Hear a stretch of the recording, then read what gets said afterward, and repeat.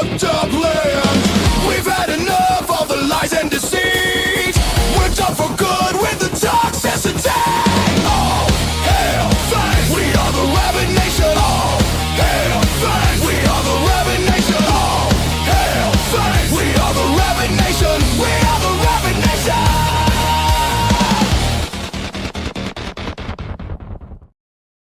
All right, and a hearty welcome to the Rabyd Nation and to all of you who follow the Rabyd Atheist for these various podcasts and videos and things like that. Welcome one and all. I am Ed Raby, the former pastor turned atheist, now compassionate anti-theist. I am the Rabyd Atheist, the one and only as far as I know.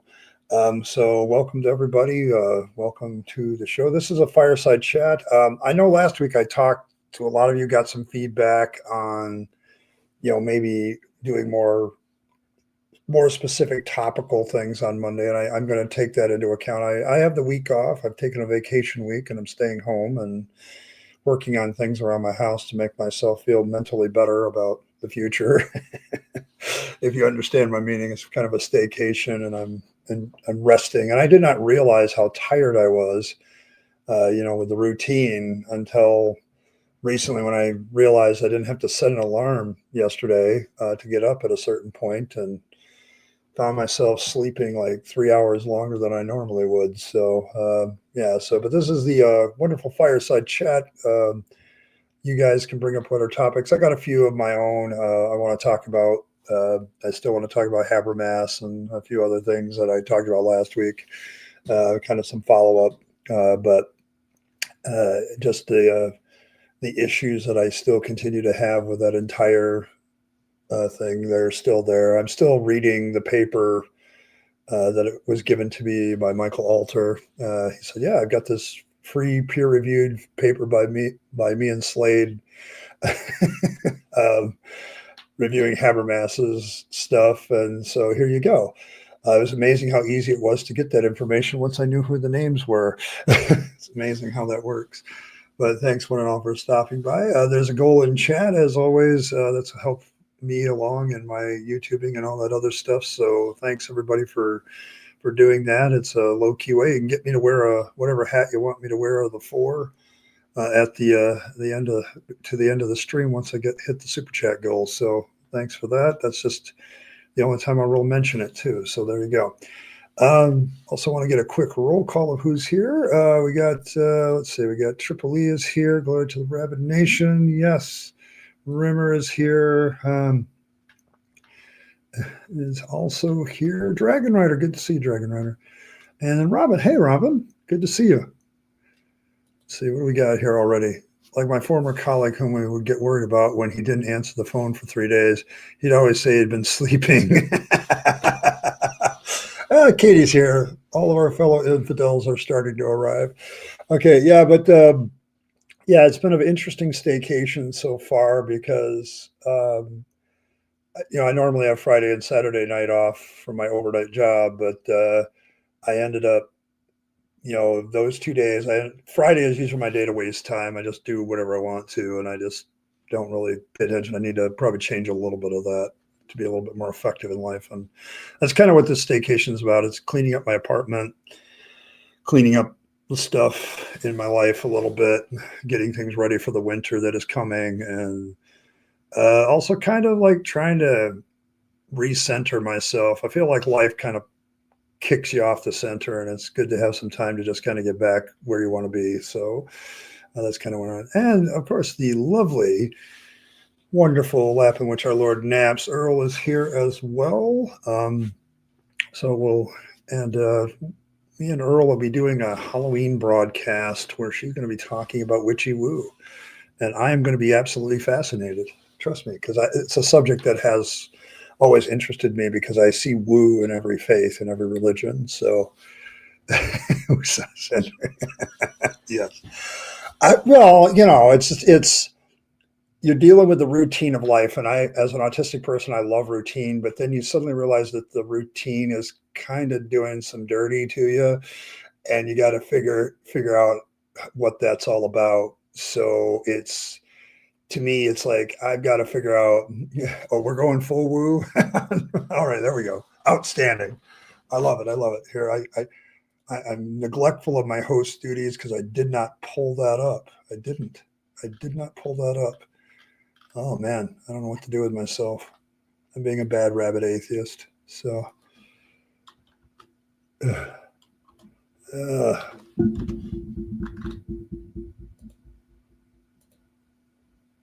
there we go. I haven't set up the stream yet, but yes, the Rabyd Atheist Halloween special featuring I Killed Earl.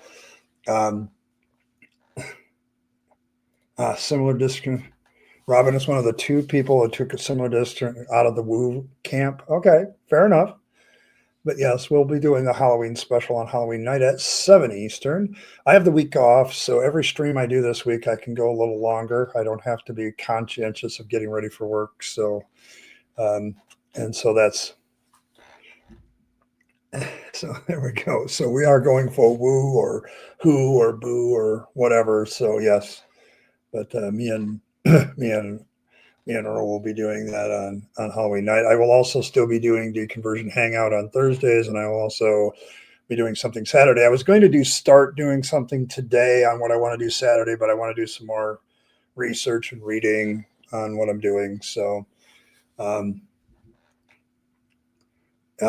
the only ones that became atheists that are on YouTube out of Woo, I think. See, here's my question, Earl, and maybe you can answer in the chat. Maybe you can't, but I think that if you came out of Woo, like out of that kind of spiritualism kind of thing, and became an atheist, that would be like good inoculation against pretty much every other religion, because every religion has its woo factor, and you would see the woo factor in it and you would just come out of it. But maybe we can save that for Halloween itself. But yeah, it's like I see the problem I have with most religions now is I feel like there's a resonance between my Pentecostal woo and some of the other woo, and I'm like, that's just woo. So there you go. Yeah, so there you go. But yes, hey Martin and Ron. Oh yeah, good crowd. Yeah, I love my crowd. Actually, they're great. Yeah, we have a good time. You know, we're not too interested in a lot of correctness of any kind. So we're just here to have fun. But yes, but that'll be the Halloween special, and we'll be doing that at 7 p.m. Eastern on Halloween night. Hopefully the trick or treaters won't bang on my door, and I'll have to get up, but I don't think so. They did all their Halloween trunk or treat Saturday, so that's probably us. So yes, the misfits of YouTube. There we go. That's fair. But yes, I've always felt that the woo thing, like whenever I see another version of Christianity, like if I were to walk into another church or I look at another person professing another kind of Christianity, I'm like, you have the same woo as Pentecostals, you're just different. Like you still believe in miracles, you still believe they happen today. You just don't want to admit all the weirdness that happens in a Pentecostal church. That's kind of the way it is. So let's see. If you're interested in the earliest known ghost stories, Everything has a video on the first recorded ones found on clay tablets written in cuneiform. Really? So the idea of people coming back from the dead as ghosts is very, very old. Imagine my surprise. Yeah, and you know what goes along with the Christian woo? The presuppositional apologetics. If you haven't noticed, I have noticed. Okay, like this whole thing with Habermas has caused me to notice from some of his statements and things like, I've proven the resurrection, you have to disprove it.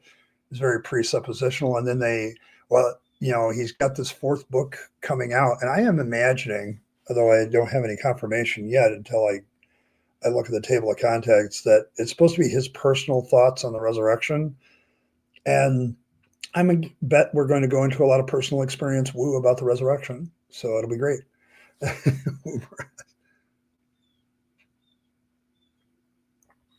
Yeah, Arn was pretty weird. Yeah, he was definitely involved in that stuff, but he began to realize the bullshit of it so pretty early. So you're invited to a Mormon service last Saturday? Did you go? Are you going to go? They take the dead out of their graves now and then so that they don't feel cold in their graves. Okay. uh, see, apology is a Greek linguistic mysticism. The language words somehow drive reality. Yes, I agree with you. And this has kind of been the thing I've been doing. I've been trying to connect the woo part with all the other stuff. Like it's when it comes down to it, people believe because of the experiential intuition woo stuff. And I just got another proof of that. Paula Gia just came out with a video today where they're dealing with that one interview they had between the atheist and the CEO and all that stuff. It's like one of the most popular videos on YouTube. And the apologist devoted like 9 hours of tape to refuting Alex O'Connor in it. And what it really comes down to is, yeah, we need to get to the rational facts. But the real reason I believe is woo. I have this experience and it gives me satisfaction and it gives me purpose and all that other stuff. And it's like, so despite trying to find the quote unquote truth, what we're really going to say is that we believe everything because of woo and mysticism and whatever else. So, yeah.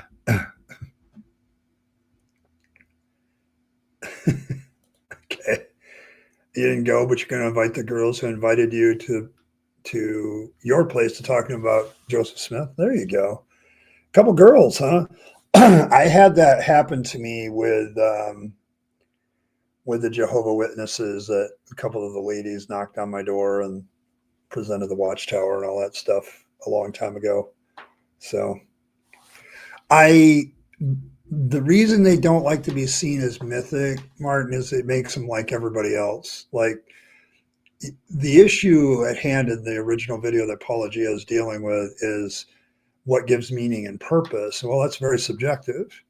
Like no matter how you try to get away from that, we got to have this objective purpose for our life.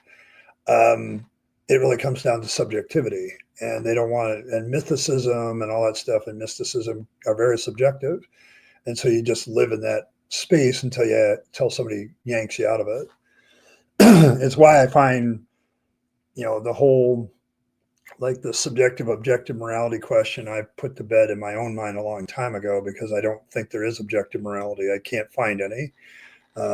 So everybody says I found objective morality and they start to explain it, they end up, getting rid of it. So yeah, but that's kind of where I've stood on it. But yes, apologists don't want to be seen as mystics. They want to be seen as the objective philosophers with the reasons for believing in God.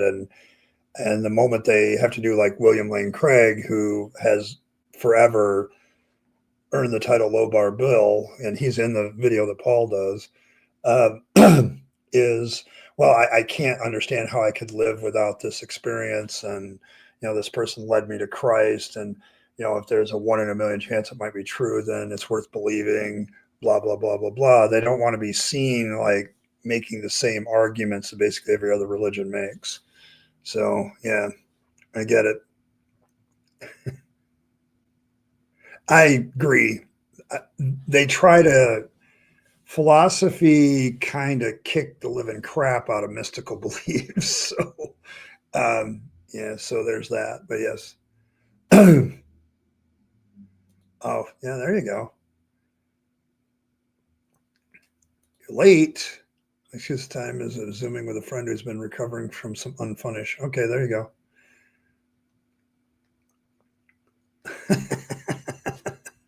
I don't know about that, but no, Low Bar Bill's problem is no matter how he tries to make himself off as this philosopher that's got all these rational reasons, he's basically, because of his own statements, dismissed all that. Oh, that's all irrelevant because the real thing is the inner witness of the spirit. And why would you not get rid of this? Why would you do that? So yeah. You're having to tone down your atheism towards a Christian in a professional setting. Yes. Yeah. I mean, there really is no bar anymore for Low Bar. I don't think he has one anymore. I don't think he has a bar left, really, because he's basically said, I'm going to believe it no matter what, and you have to prove me wrong, kind of thing. And you can't prove me wrong because it's based on my experience. So no matter what you do with low bar, he's going to be where he's at. He's not going to change. Um, so there's that. Yeah, we haven't done that yet. Yeah, that's. I was going off earlier on that with Rimmer and Triple E. Yeah, that doesn't happen until November 2nd here in the United States. So and they're debating whether or not to keep it at all. And that's been on on the cutting floor of Congress for a while to get rid of daylight savings time altogether and just go to standard time. So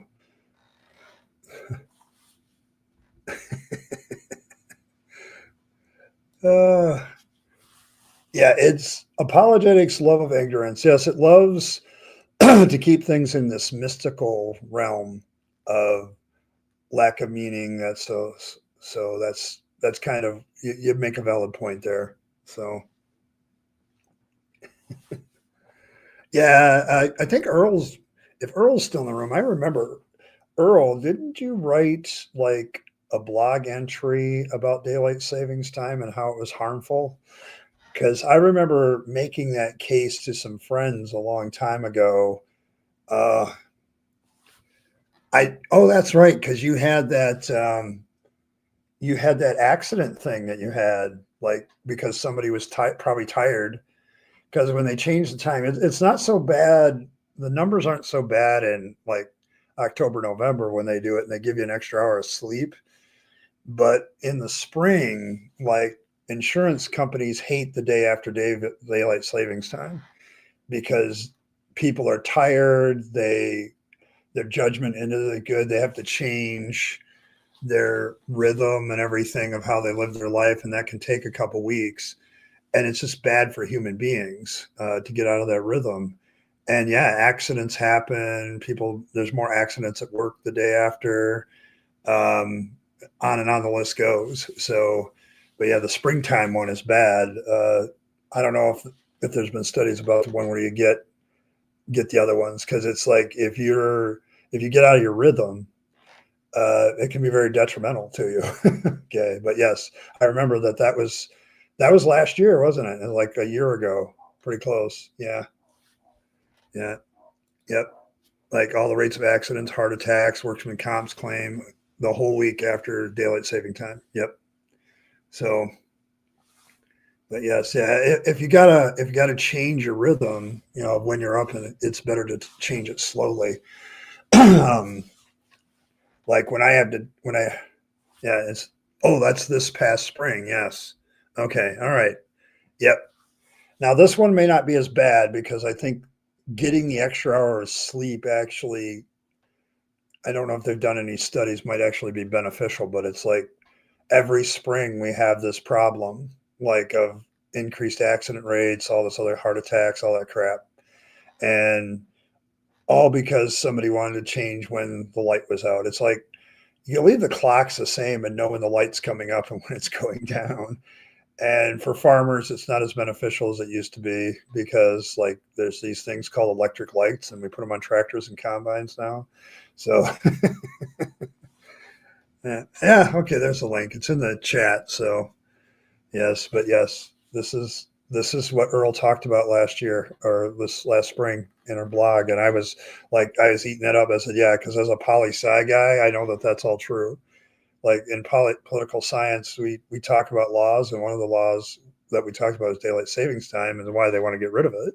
And part of it is the springtime mayhem that happens for the next week after the time has changed because everybody's like off by an hour and it throws everybody off. I imagine the same is true in the fall. Like there's other effects like changing the time can have because it weirds you out at first.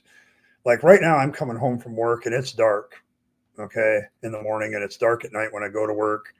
When they change the time, it'll be a little bit light again when I go home. And I can't twice. You do this twice. I'm sorry, Earl.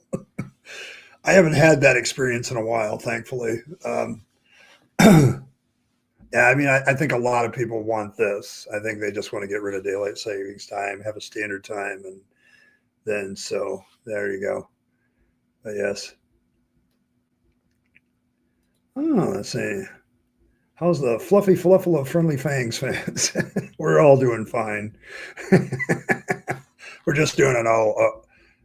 We're just all doing this for Fang's sake about daylight savings time. So there you go. But yes, yeah, I remember like talking to an insurance guy about how he hated daylight savings time. He says my payouts go up, everything goes up after daylight savings time for a week. He's like, I hate it because everybody's just thrown off. So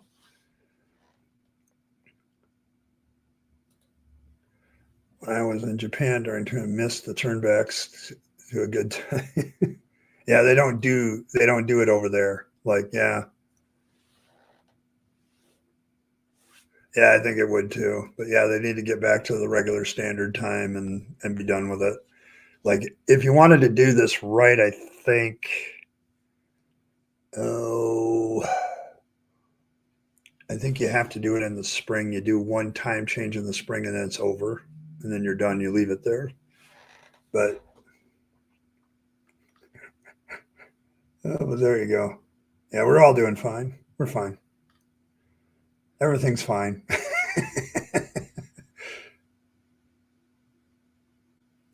Yes, yes. Which one is really the standard versus the? But I think the spring is when it goes back to normal. Like it goes back to normal standard time, and fall is when you kick it off us. So, oh, we are about to go back to standard. Okay, there's go. Winter time is the right time. Gotcha.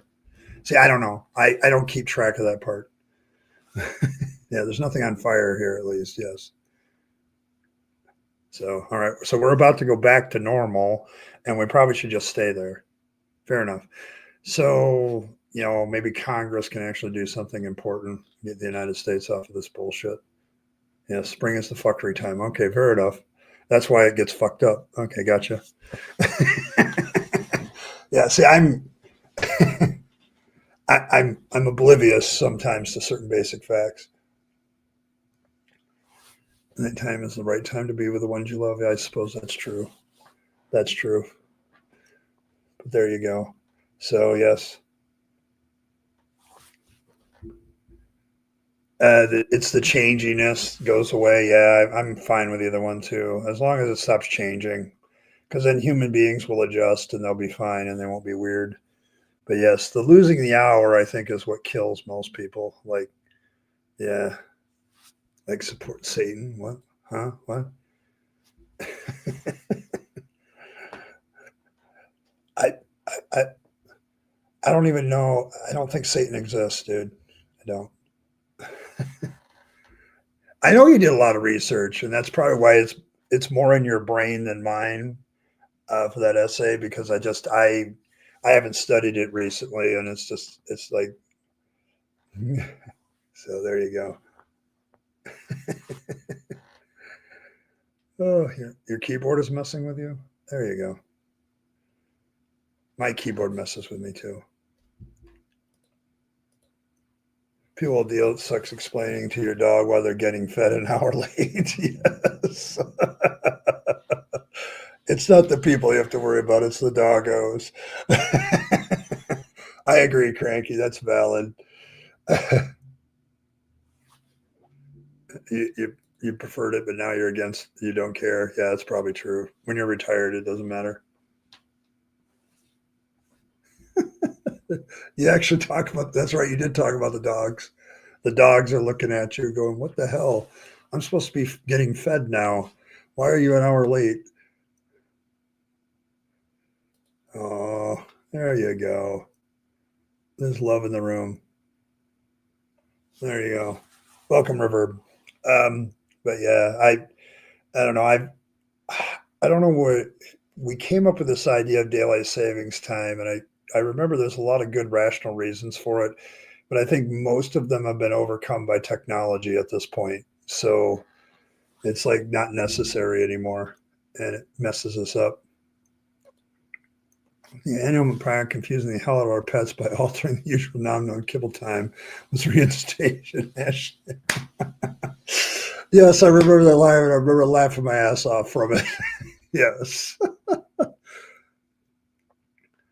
And a very stupid today in a mini sermon before the food distribution, the pastor said the people have anger issues and demons are doing things apparently. We just spent a lot of time talking about this dragon rider. The demons are behind everything. Oh my gosh.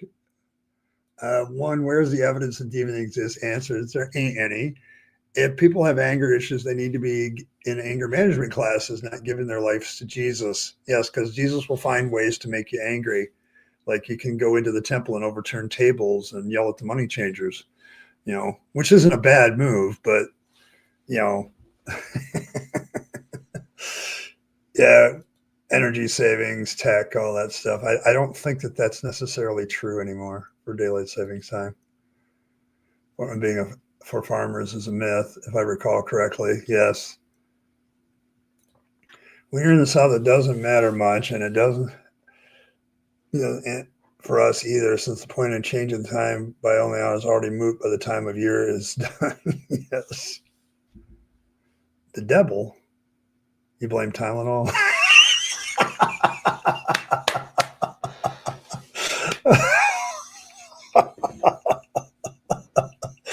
Oh, that's flipping hilarious. Oh, my autistic self loves that answer.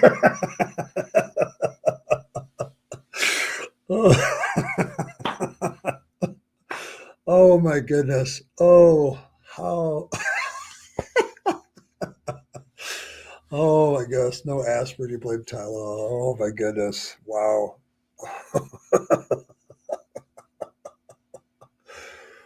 Oh my goodness.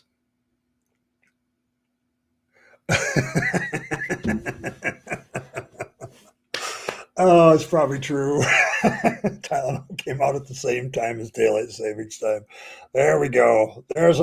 I'm telling you now, folks, you just created another conspiracy theory without intending to do so. It's gonna happen. Oh, there you go. Oh, you get tired of watching the 0 out of 1. Thanks, Stormburn. I appreciate that. I really do. Yeah. So far, the black fedora is leading, which is a rare thing, actually. The black fedora is like the rarest hat I wear, I swear.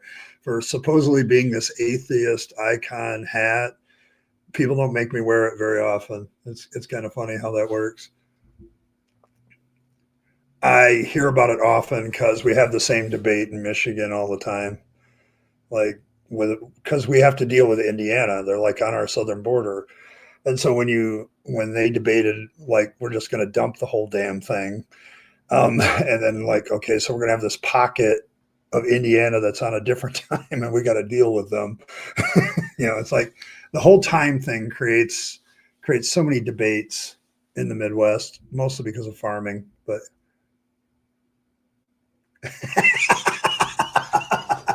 yeah, Katie, I wouldn't be surprised if he wouldn't engage it. Like the man engages every woo theory there is as if it's real.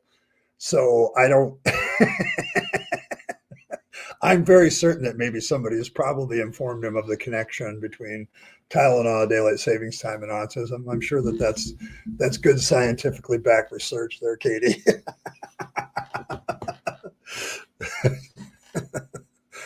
Oh, I wish you could level up with just got a cobra bird flu shot, superhero mode there.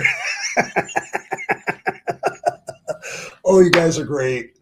Oh, if there's one person on my list in Washington that I might punch in the nose before Trump, it's probably RFK Jr. That guy bothers me. Oh, talk about somebody totally unqualified for his position. Only the guy in charge of the military is probably worse. So, yeah, they get a bad rap. Yeah, I don't know. Oh, it causes brainworm too. Okay, there we go. Yeah. And then at the time, I was going from my family's space to the airport, got super. Yes, this is why it's an issue. Like Indiana doesn't do daylight savings time, and so they become an oddity when you're like 1 hour off from them. It creates a weirdness when you're trying to do business on your southern border with Indiana and your Michigan. So, and then the Ohio people, the Illinois people, Kentucky all have the same problem. Like they got a D. So there you go. Oh yeah, I mean, we're not going to debate qualifications. It doesn't really require. There aren't a lot of qualifications actually written in the Constitution to be president. So it kind of explains a lot, really, when you think about it. So they didn't have. You're going to level up by eating. Got to level up your autism. There we go. Oh my goodness. Oh, there you go. Oh, I got railroad timetables. Okay, there you go. They're still in 1952. Yes, I think they were one of the few that didn't go along with it. So they don't change their time. So Mama taught me how after I strike somebody out. Oh, got a COVID burst a few weeks ago. Pretty sure I can fly now. Yep, true. What, 9,000? There you go. I'm going for 10,000 myself. I should probably pick up another bottle of Tylenol. I am amazed. I had a friend at work talk to me about autism, and he was surprised that I didn't like RFK Jr. I'm like, no, I already know what the cause of my autism is. It's genetic. I mean, I don't need somebody else doing bullshit about it right now. What I need is accommodations at work. Like, I need some way to not get fired because people think I don't care. I need ways to get promoted that take into account my autistic way of doing things. Like, it's frustrating. The work environment for me is frustrating because of people's response to my autism. So yeah. So there you go. I might be too old. It's possible. I know memes have been around forever. So here, the Tinkerbell. Stunt is best for every night. Each level bird clean. Oh, you're non-soulmate. There you go. Leroy Jenkins. Yes. I have to pay for my next COVID flu shots because the premier thanks for. Oh, I'm so sorry. Oh, yeah. I don't know. I don't know what to tell people. Um, you know, Trump got mad recently because of a very true video of Reagan being posted by the Canadian government because Reagan was very much against tariffs. He disliked them. And then Trump goes off on it, has a fit, and then basically says, Reagan loved tariffs. I said, I challenge you to find a video clip of that. Okay, so, but yes. So I'm like dealing with the fact that Canada, our closest neighbor, one of our two closest neighbors, we like share a border with them, who we've never really had a problem with. Like, we don't, it's always the southern border that we seem to have a problem with. All of a sudden, Canada is evil because they hurt my fifis. And it's like the first time the Canadians have hurt a president's fifis ever. So I don't know. Yeah. Hey, Fred, who says he's a figment of our imagination. He turned I'm at work early, being bored shitless. I shall return. Yes. Oh my goodness. Oh, they're a long time. He's good people. All right, there we go. We are close. Yes, Reverb. I've seen Reverb other places. So 5 days a week. So tiring. Yeah, I'm getting tired of mine too. Why the food bank in the first place is due to need to top SNAP crisis that's brewing up. It's disgusting, unethical behavior from the federal government. Yes. And I'd like to remind everybody who's in charge of the federal government right now. Oh, Oh, did they lose some FIFA game? Oh, now that's the real reason. There we go. The World Cup is giving games to Canada instead of the United States. There we go. That's got to be the real thing. Yes, Canadians are mean and nasty. Yeah, I've only met one Canadian in my life. I should tell this story of me and the Canadians. Like, this is a few years back, but I was going to my son's wedding, my oldest. He was getting married in upstate New York, in the Buffalo area. And so, me and the ex-wife at the time were like, why don't we cut across Canada? It'll save us like 2 hours. That turned out not to be true. Canadians have ridiculously low speed limits, which I found out. And so we were just cutting across thinking we'd save us time. So we hit the border security. And I accidentally rolled a little bit too far forward past the stop sign because I didn't see the stop signs because I'm 6'4", and they had them down on the ground, which is a weird place to have a stop sign, by the way. So I didn't see them at first. And the guy gets out and don't they have stop signs in the United States? And he just rude. This Canadian border guard is rude as all hell. Of course, he stops me and gets my vehicle searched. And the three guys that are there, I'm like, I just bumped the nearest one. I said, dude, what's wrong with the guy up the gate? I said, oh, he's an asshole. He's trying to keep us busy because these guards that search cars, they don't want to. They don't want to search cars if they don't have to. He says, he's just being a dick. And so that's my one bad experience with Canadians. So because my dad used to hunt up in Canada, and we used to cross the border all the time. Guns in the trunk. Going hunting. And so there's yes, I know. Blame Canada. So yeah, they're east of Alaska. There you go. Against Christianity and just pointing out that every apologist is MAGA. Tell the truth. Oh, I don't know if Reverb knows about the cult of fangs. The fluffle of fangs is the official religion of the Rabyd Atheist. Fangs is our official deity. He has the same superpower as any other god, which is to disappear without any trace or evidence of his existence. So there you go.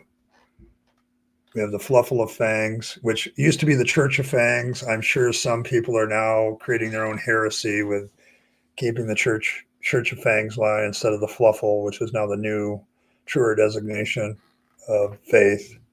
So there we go. I said it while wearing the Holy Bunny hat. So, but you'll have to come on Saturday to see that. So, yes.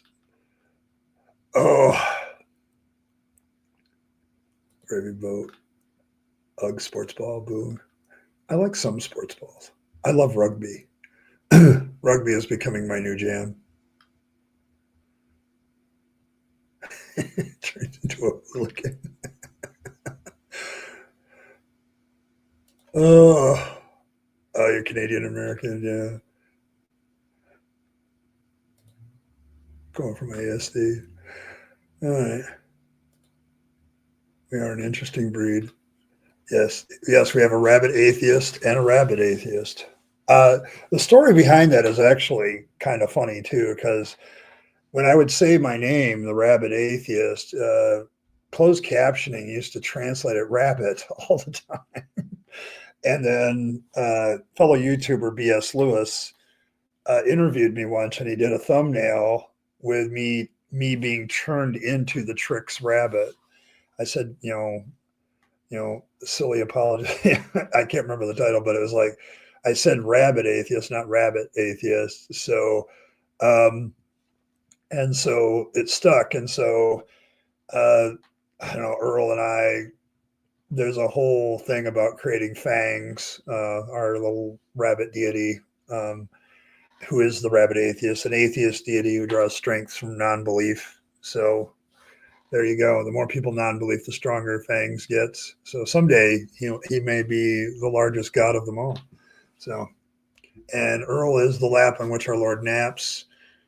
She's She officially blesses you into the fluffle of fangs, which is all that's required. Nom, nom, nom. There you go. Just make sure you leave out an offering of a circumcised carrot to Fangs so he doesn't stick. Yes, tricks of rose. Yes. So yes, but there was a whole development of the rabbit part of the Rabyd Atheist, and so instead of getting offended by it and people not saying my name properly, I just ran with it. So that's kind of my stoic response to it. It's like, okay, fine, we can roll with that and make something of it. So there you go. Greenland makes sense. Alaska would be Canadian. I don't think they would like that though. Alaskans. The funny thing about anybody I've met, they're fiercely independent about being Alaskan. So it's like, yeah, I don't think anybody's worse except maybe the Texans. So the Texans were very much, we left, we were our own country once upon a time, and we joined this thing, we've left it, and they forced us back into it, and we'll leave again. Like that attitude in Texas still exists. Okay, just ask them. Yeah, we'll take off anytime. Thanks. We're big enough to be our own country, and they are. Yeah. So same with California. So it's like, yeah, if you really piss us off, we can just leave. So yeah. So there you go. But yeah, no. Reverb Twang is now officially a member of the Fluffle of Fangs, formerly known as the Church of Fangs. Yeah. And Earl does all of our art. What's on the screen is Earl's. So she does a lot of that stuff. Let's see. We'll put the advertisement for the Halloween special up. That's all her artwork too. Somehow I became Jareth from the Labyrinth, I guess. I've said that to him when I was down there. You guys want to leave? Yeah, fine. See ya. Don't let the door hit you in the ass on the way out. Yeah. Yes. Yeah, me too. Like I was in Texas for a year and a half, and I must have heard that every week. Like, this country screws with us one more time. We just leave. And I'm like, oh, can I leave before you leave? So yes. Oh, one of the places. I guess you're saying, well, you're still a night elf. I made you Jared for my goblin piece. Yes, there we go. Yes, we had that discussion. As soon as she said it, I laughed because I love the Labyrinth as a basic, as a story. It's beautiful in its simplicity, and yet it has all these complicated things going on. And it's like the casting was perfect for it. Just well done. Trying to make you fall in love. I don't know. But there you go. But yes, bless their Texan hearts. Yes, living in the South, I know what that means. That's like an insult. Oh, but yes. But I remember hearing that all the time in Texas. Like, we don't like it. We'll just leave. Okay, bye. What's stopping you? It's like, I still don't think I'm quite over the fact that Texans, like, there's a large attitude in Texas of our crap doesn't stink. Like, we are the best and our crap doesn't stink. Like that is a very Texas attitude. Like, everything's better here, everything's bigger here, and yeah, so.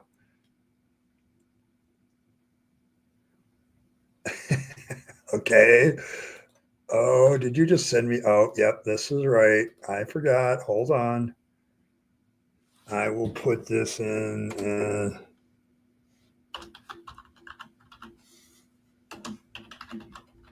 I will show it to everybody because people like Earl art. They do.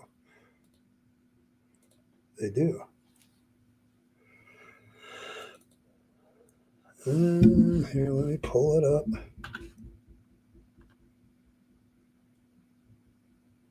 Oh, I completely messed it up. Look at me messing stuff up. All right. But this is what Earl sent me the other day.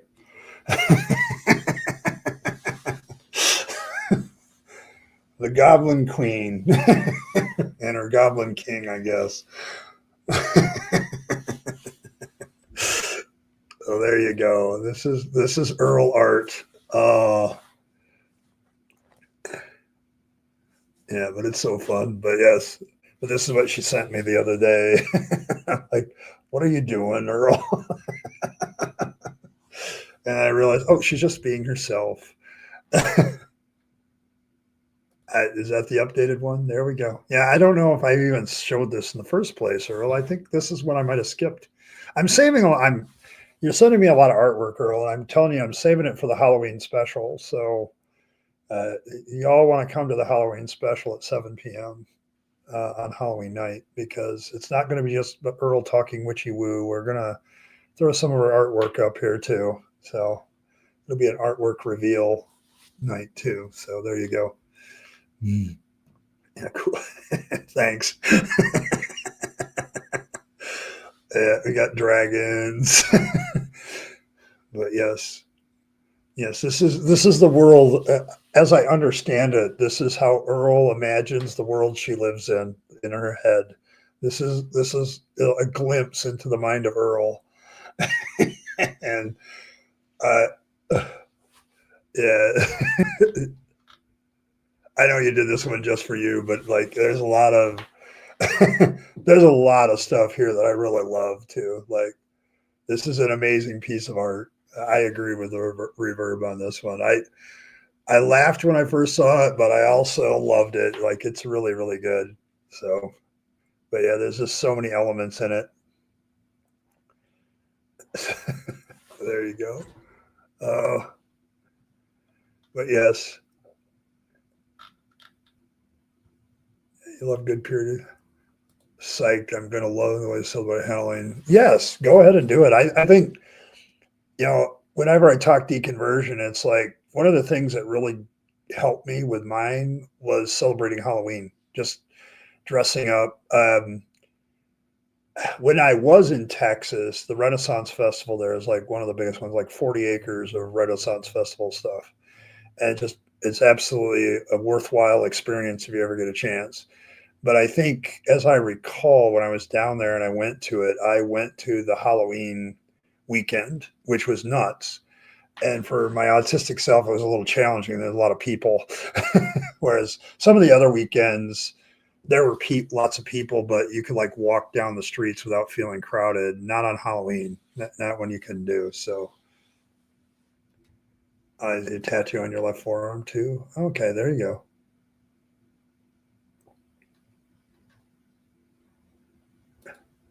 So we might your mouth shut for the Sam Hain party that David Blaine reveal. Yeah, I mean, me too. I mean, I always liked Halloween, Evan. It's just it got like there was so much controversy when I was in the Assembly of God about it. Like, you couldn't celebrate this, you couldn't do that. You got to have a harvest party, like Mike Warnke recommends, like we listened to Saturday. And it's just like you're kind of losing a lot of the meaning with Halloween if you don't like do some stuff. So yeah.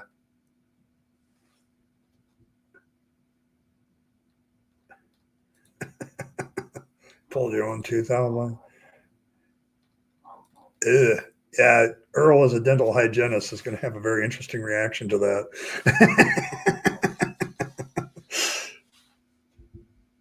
Way for me to celebrate without worrying, oh, I'm going to expose myself to something that literally disable me or a loved one. Yes, there you go.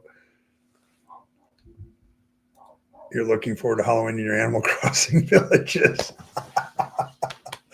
Here's the thing about Halloween and me. I don't go out for it, which is why I can do the stream, but I enjoy, you know, watching people do stuff. I've always been a people watcher, I guess. So there you go. You had to. You had to pull your own teeth out. Oh my gosh. I can't even imagine. Like, I guess I could do it if I was in a survival situation. You got to figure out how to get that sucker out before it like infects you and kills you. But yeah. But yeah, it's like I remember watching a documentary on Wild West dentist practices. I'm like, my God, how did they survive the dentistry? So it's like come a long way in the last 100 years, I guess. But yeah, I remember because I was into Red Dead Redemption 2 at the time, and they were somebody was talking about medical practices in one of the lore shows. And so I deep dived it. Okay, I did my, as Earl calls it, a K-hole. I went into K-hole. Okay, medical practices during the Wild West, and discovered some very unsanitary medical practices. So, yeah, kids do it all the time. Yes, that's probably true. And you've had to do that. Oh, yeah, yeah. But yes, you forgot to put it under your pillow, so the tooth fairy didn't come. Earl has a version of the tooth fairy somewhere. There's a tattooed tooth fairy somewhere. In the Hellboy universe, I guess it's kind of weirded out. I saw it different. But yes, the tooth fairy might have given you some money. I see that. Here's the thing. I'm going to offer up a new practice for those of you that lose teeth. If instead of like gold and money and coins, you want something for your stash, leave a circumcised carrot next to the tooth, and fangs will do you one better. He will replace the tooth fairy's money with something much more valuable to your consciousness. There you go. I should say that the next time I'm wearing the Holy Bunny hat too. I'll have to remind myself of that. I'm trying to figure out how different ways, like right now I'm meditating a lot on Fangs' use of the carrot ritual. So the circumcised carrot, what else can it be used for? Is it just an offering for Fangs, or can you manipulate Fangs into doing, like people try to manipulate all the gods into doing certain other things for you? So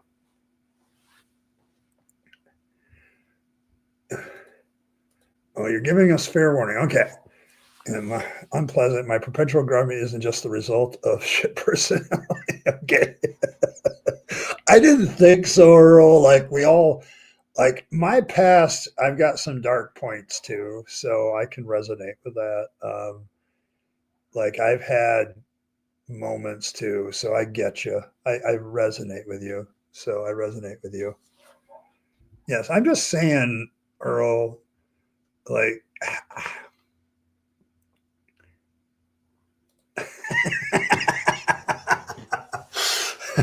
yes, if you want to be pranked, okay, the best way to get pranked is to leave a circumcised carrot instead. Like if you're doing the tooth fairy thing, instead of getting money and you want to be pranked instead, because you're into that sort of thing, just leave a circumcised carrot. Carrot being the most holy of all vegetables. And if you circumcise it, it makes it even more holy. You just need to remove the tip. So there you go. In ancient Ireland, it deprived them of the attribute of kingship.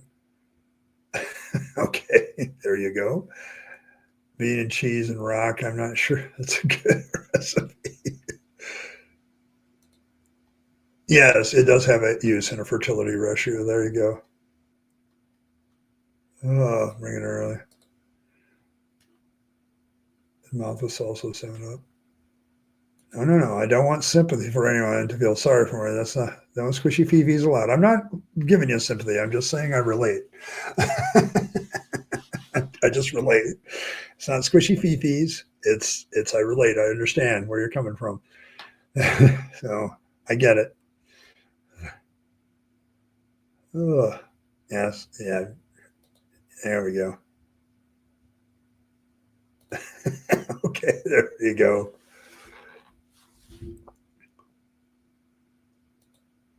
I wanted to get in to leave people's doorstep.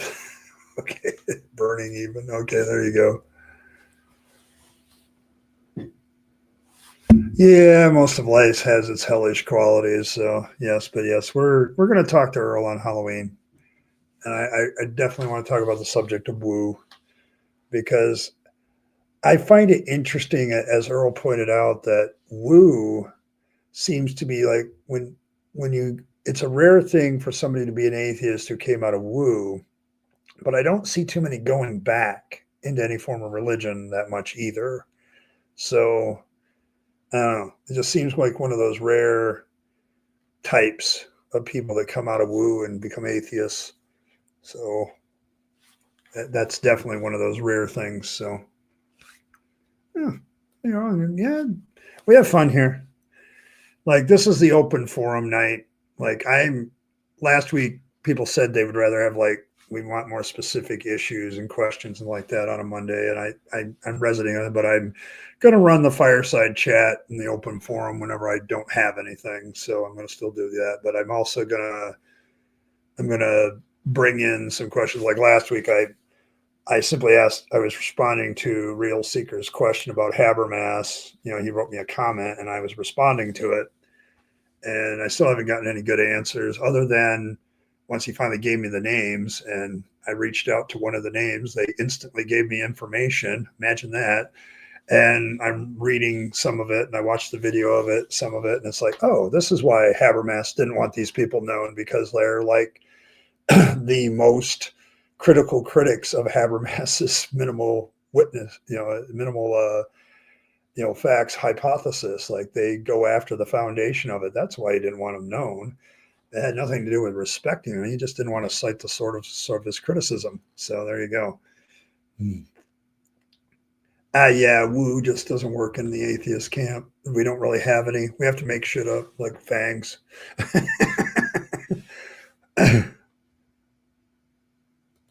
Yes, they were.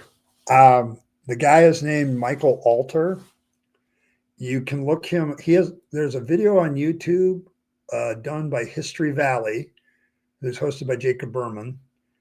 And the video is entitled The Fabricated Resurrection, the Minimal Facts Debunked by Michael Alter is the guest that night. And he goes into why he thinks he's also done bean counting as far as who writes about the resurrection. And he did a paper. There's also a free paper available that has his research on it. It's peer reviewed.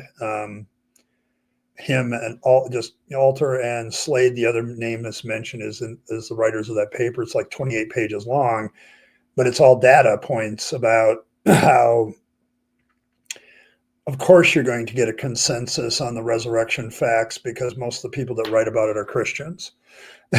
Okay, like there's no. This is why it's useless. The minimal facts theory is based on a useless demographic because, of course, mostly people who write about the resurrection are people who believe in it. So, or they're pastors or they have a vested interest. Yeah, they weren't lying. So, but yes. So, yeah, I know you're stunned. But like, as soon as I got the names, I had to pry it out of Real Seeker's hands. Like he had it in a safe, and I had to grab a crowbar to get him just give me the names.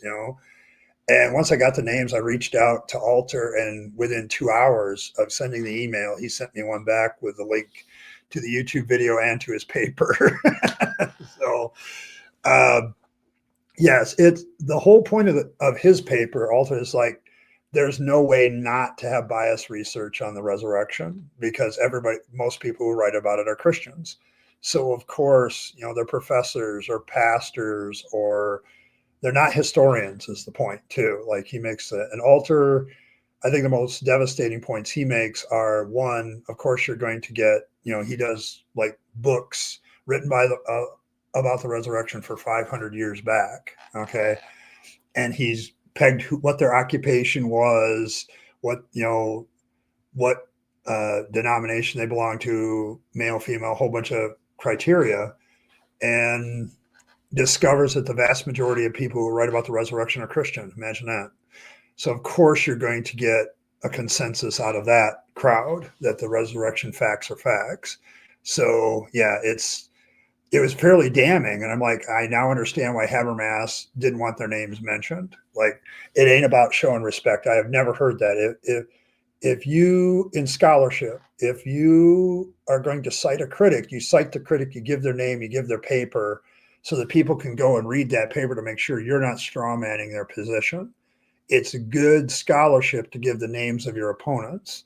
Okay, it's honorable scholarship to do so, and I'm sorry, I just don't buy it.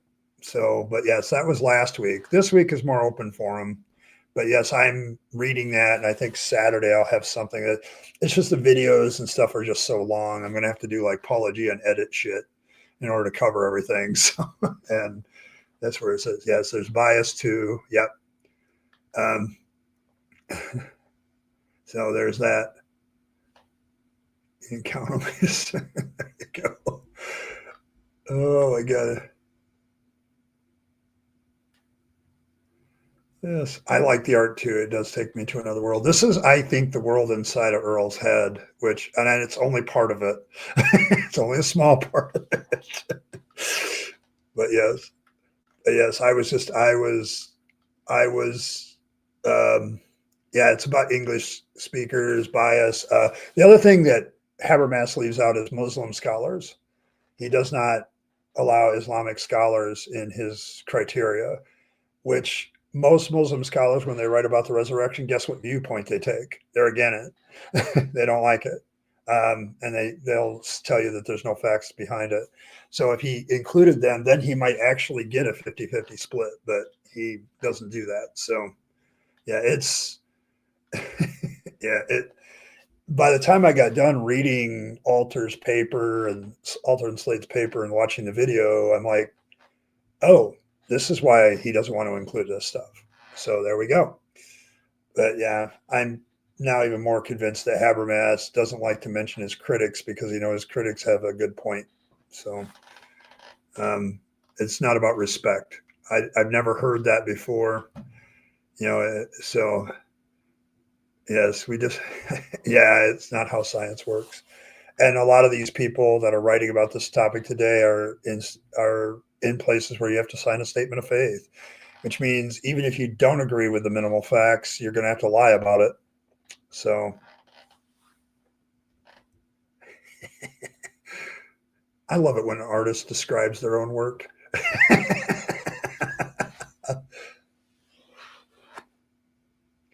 I don't think so. There's a lot of scholars he leaves out. And that's what Paula Gia kind of broke the news. The other thing about Alter's video, if you watch it, he has a reference to Paula Gia, a notable quote about the whole minimal facts being founded on scholarly consensus is a problem. And so Alter quotes him as the best statement of that. So Alter is aware of Paula Gia's existence, along with like Richard Carrier and many others who have ended up backing him. So it's the thing is, I'm as somebody with a poli sci degree, I'm feeling like, and has worked in politics and watched it for years, trying to be as objective as possible. I feel like Habermas is in damage control mode. He got called out with a very basic fact check about there are more non-Christians in that book 3 than Christians, and he was wrong by a high order of magnitude. And I really feel like this is damage control mode. Him, Real Seeker, and all the other people that support Habermas are kind of like in damage control mode because it's not going well. The fact that a simple fact check. So yes, Jabbermas the Hutt. Here, hold on. I need to have a visual reference of what we're talking about here. We got to make sure we put that in. There we go. Another fine piece of art by I Killed Earl. But yes. This is, I got dragged into it. Well, not really dragged into it. I was happy to be a part of it because Paul included me in his latest video about it. And I was wondering because a Real Seeker encountering me, and Paul was wondering who they were talking about in this interview. And then, no, we weren't talking about you. We're talking about 3 PhD scholars. Well, who the hell are they? Oh, we're not going to tell you. Okay. Thanks. You said it wasn't us, but you haven't given any us. So yeah. Yeah. Thanks, Martin, for stopping by. I know you're people have been asking about you, Martin. They care about you. We miss people when they're missing. So So, but I knew your reasons, like you're busy and new job and whatever, whatever life is throwing at you right now. So the crow. Okay, there you go.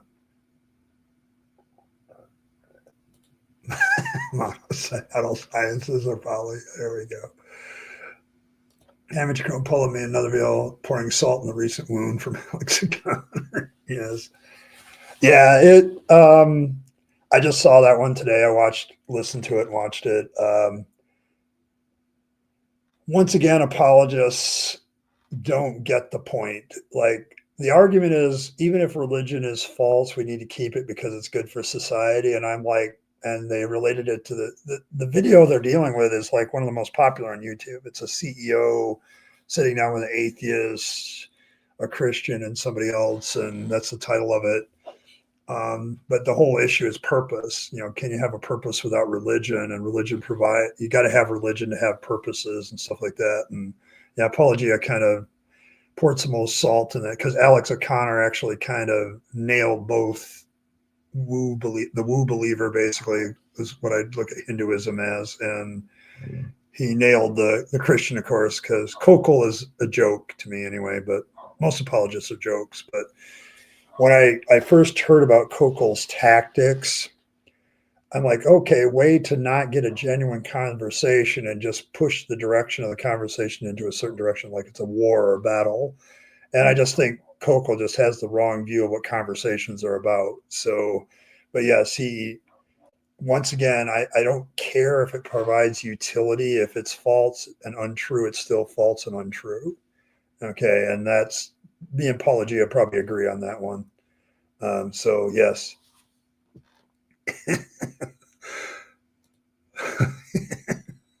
Keeps thought, Aaron. It's perfectly. I captures likenesses perfectly. You're updating and some people who have been active in chat. The other thing you can do, Earl, is put the title, The Rabyd Atheist, right dead center somehow. I mean, if you have to move Fangs up or down or put him standing on top of it or whatever, that's the issue with the banner. Like, it only shows up on PC, the name, The Rabyd Atheist, but you got to put that thing dead center in order to get it to show up on other platforms like pads and your phone, so that you'll know what channel you're on. So yeah, the thing with Alex O'Connor is driving people nuts is he's so young. But I really feel, somebody asked me what I feel about him. I get somewhat Christopher Hitchens vibes off him, but I also get somebody who's knowledgeable in religion by actually having degrees in it. So Alex O'Connor, it's interesting that someone like Inspiring Philosophy, I think he's overrated. Kind of like, okay, so you don't have anything way to argue against him, so you're just going to engage in ad hominem. I thought that was hilarious. Like, no, Alex O'Connor isn't overrated. He's graduated to a very high level in this debate, and people are having trouble with him. Okay, like he's nailing them to the wall, so we got to go back to our fifis. So yes. See you later, Martin. Appreciate you coming by. See that ham.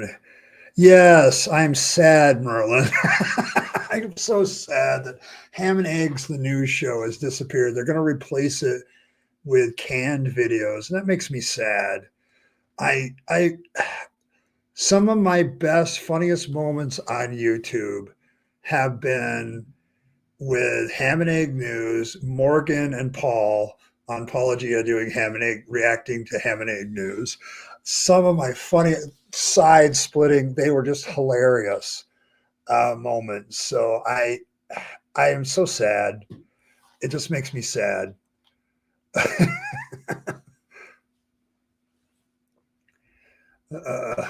Religion versus not American. Yeah, well, that's entirely sufficient. That's probably true. Watching the politics because it felt like listening Kokol's random excuses off. I guess good, Paul, for showing the receipts, but I didn't. I get that. For me, it was absolutely fascinating because once again, you see these apologists. They have to attack Alex O'Connor personally by saying he's not as big as everybody thinks he is, or I don't understand what he's saying, or well, your lack of understanding doesn't mean he's not right. Okay. But yes, Kokel's problem, and the reason this is problematic for him, is that interview did not go well for him. Okay, because Alex pinned him to the wall. He's like, okay, so let me get this straight. Childhood cancer that kills people at 1 year of age is all because some people back in the day ate fruit from a tree they weren't supposed to. Okay, is that so? Yeah, I mean, yeah, just yeah, if you put the rabid atheist in the center, Earl, and then figure out a way to maneuver everything around that, you'll be fine. It'll be great. But yes, you can add some new people too. So yeah, I get that most people doze off. I loved it. Okay, because I have reviewed Kokel before, I think a long time ago, and I was just like, this whole book Tactics, because he did a video on it. I think I did a reaction video to his video about tactics. And I remember thinking to myself, okay, so basically you're just trying to force the conversation a certain direction. And I'm sorry, a conversation is not a war, but that's how apologetics looks at conversations. They look at it as a war that they have to win. So, yes. Hey, skeptic, good to see you. He is a little annoying. I get why people would say that, but I felt the same way about Hitchens too. Sometimes he'd be a little annoying and condescending at times. I'm like, yeah, that's not the way to win people over, but okay.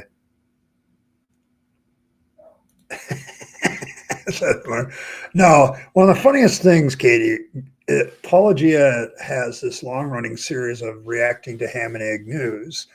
And Ham and Egg News is basically Ken Ham's news program, disproving evolution that he used to have. And they used to have guests and things like that. And Paul and various guests would just show up and have fun at their expense. So it used to be fun. So yeah, philosophy bros are kind of bad for some people. Just spreading not yet love, just spreading it. It made it possible to cure cancer, though.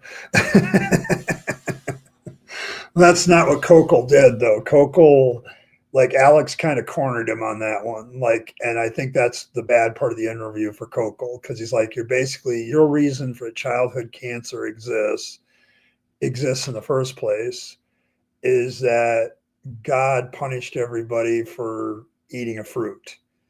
And then, of course, the apologists, well, why weren't we looking at heaven? The fact that everything will be made right in the end by God and all this other stuff. I said, well, that's equally problematic. Why didn't God make it right the first time? You're openly admitting that God screwed up the first time. So, yeah, and they don't like it when you point that out either. So, yes, they couldn't figure out what it was about either. That's not what the title said this. And it's like, I have done this too, Philbert, and you've done it. Everybody's done it. Like you get a video done, and you're like, okay, I know what the title should be, but that's not going to get anything from the YouTube algorithm. Okay, like it's boring, and nobody is going to listen to that, right? And so that's what they did. They put a title on it afterwards. Probably the guy handed it to his publicist people. How do I make this big on YouTube? And that's why they titled it what they did, hashtagged what they did with it. And they're like, I can't figure out what. Well, except in the interview, they tell you what the interview is about right at the beginning.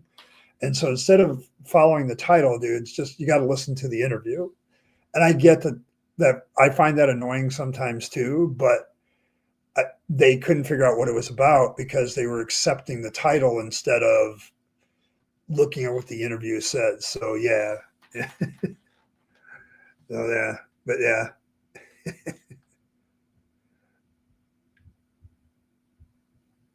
Yeah, he's a little bit. Yeah, I'm not very much.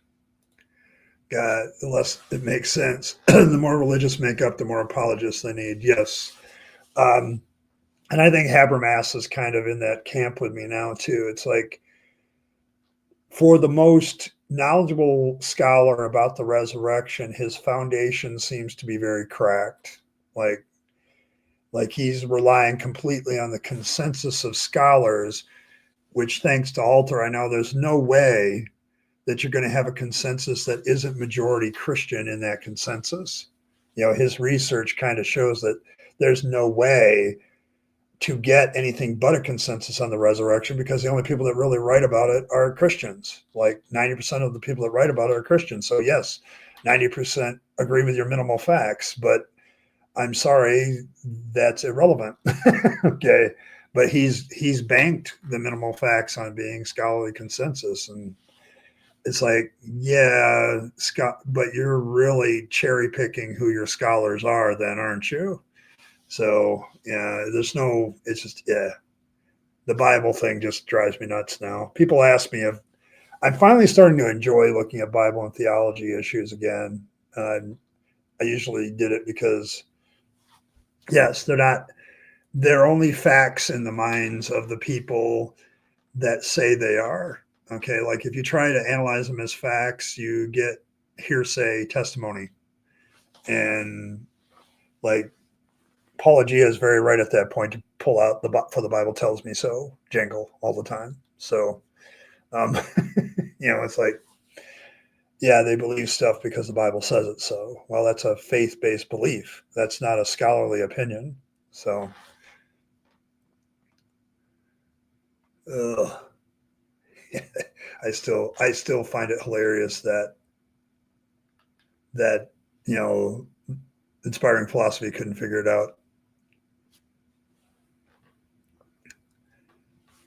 Yeah, the atheist scholars, like this is probably true for a lot of us atheists that came out of Christianity. And that's kind of one of the other things that annoys me about apologists, because they continue with the propaganda trope that we just have bad fifis. And it's like, no, I didn't have bad feelings until after I left the faith. It's like I was trying to save my faith. I was trying to make it work, and it just wasn't working. There's this thing called intellectual integrity and logic and reason and evidential basis for facts. And, you start studying other things and you suddenly realize that this isn't as true. And it's hard. I don't know. I can get back.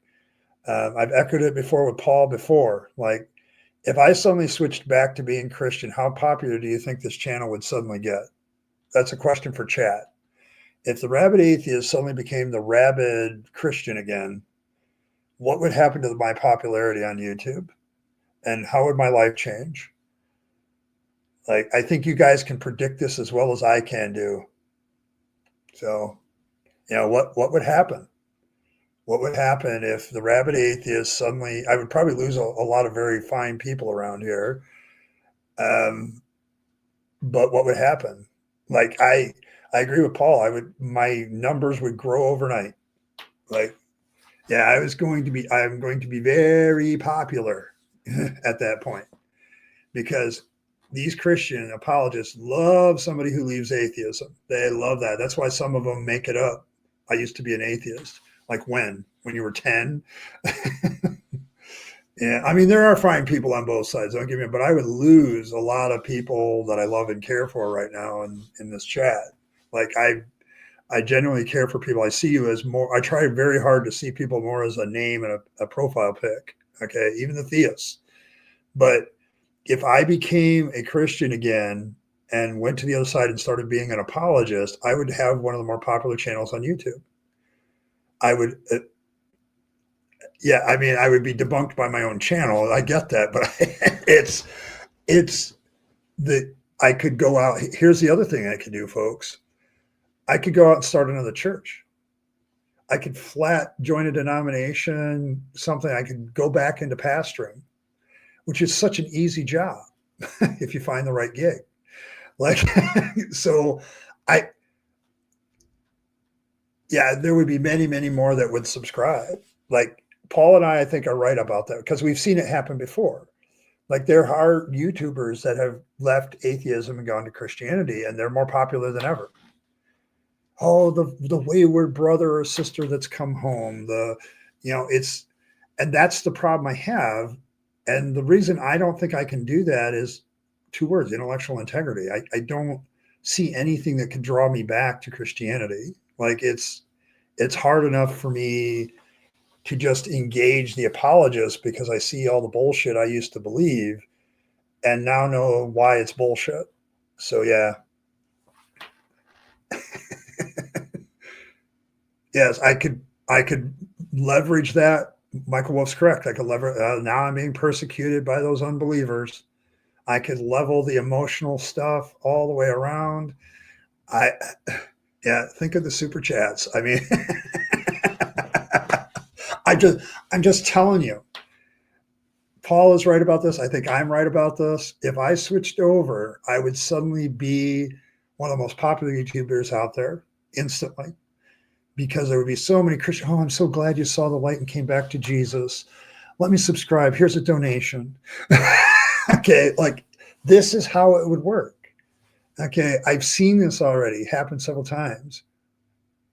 Yeah, I mean, you can verify that I'm an atheist, that I've run a channel for 6 years. Like, yeah, I mean, they love this stuff. Okay.